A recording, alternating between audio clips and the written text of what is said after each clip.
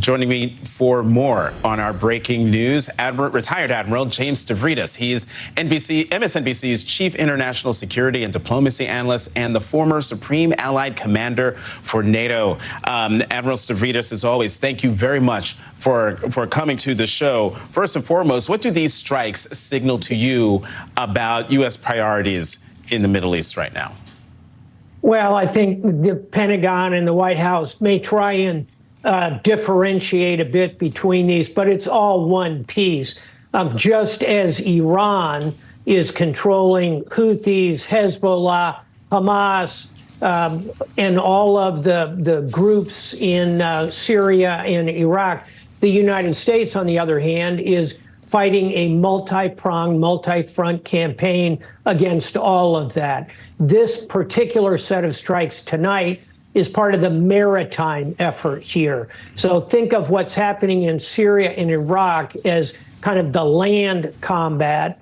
And here at sea, the Houthis are trying to stop global shipping. So these strikes are specifically designed to go after the maritime capability. But it's really all part of one campaign, Jonathan. Admiral, as you probably heard Keir Simmons report a moment ago, this wasn't just the United States. It was the United Kingdom, Netherlands, and New Zealand. Why is this coalition of countries now joining the fight? And what is the significance that it's not just the United States taking the fight to the Houthis? Yeah, in two words, it's global shipping. In other words, the global economy depends on freedom of the high seas. And if there is a blockage, and that's really what the Houthis are creating, is a blockage at one of the most important choke points, the Red Sea, and therefore stopping the Suez Canal. And they're boarding ships. You're showing some footage now. Look how professional they are. They're very capable. They look like Navy SEALs taking down a ship. So what has happened is the global shipping companies are moving away from this region. That adds costs that are going to be borne by all of us. So yes, it's the United States, the United Kingdom. By my count, we're up to about 15 additional countries that are involved in these efforts, because it really is a threat to global shipping, global commerce, and therefore the global economy. So then, Admiral Stavridis, as you said before, this is the maritime piece of what's been happening, what we saw yesterday. The bigger question is, how does this not end up escalating into a full-on region-wide war?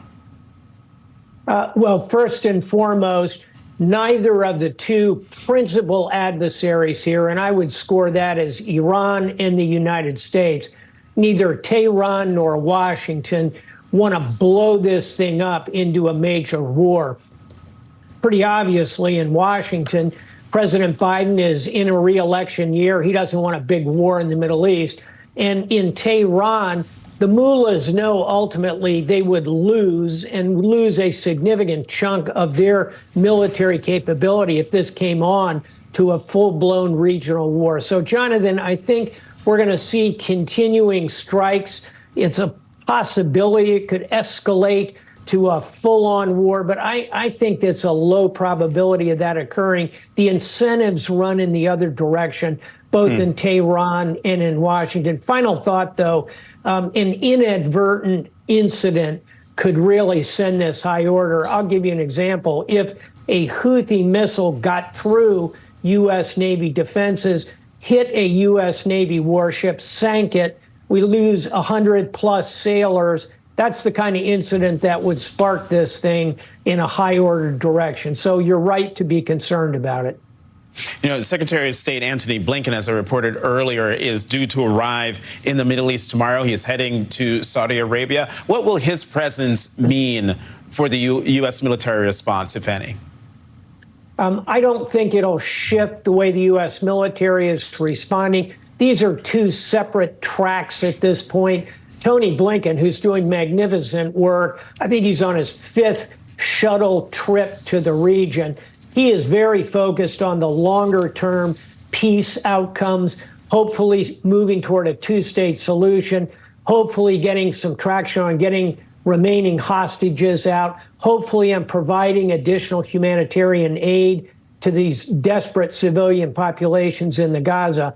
Over here on the military side, the military is trying to deter Iran and keep a lid on the conflict. These two efforts are going to meet eventually, but for the moment, Secretary Blinken has his platter of challenges, as does the U.S. military. Two separate tracks at the moment.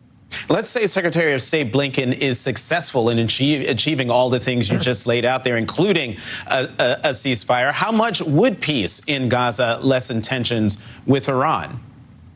I think it would be a significant positive factor, particularly when you move out of Tehran and you get to these individual terrorist groups, Hezbollah, Hamas, most obviously. Really, the Houthis articulate that they're doing all of these attacks in support of the Palestinians. I think from a perspective of the overall tension in the region, Secretary Blinken's efforts may be the most important part of this going forward. And if he can achieve even a portion of what I just described, it would lessen tensions across the board, Jonathan.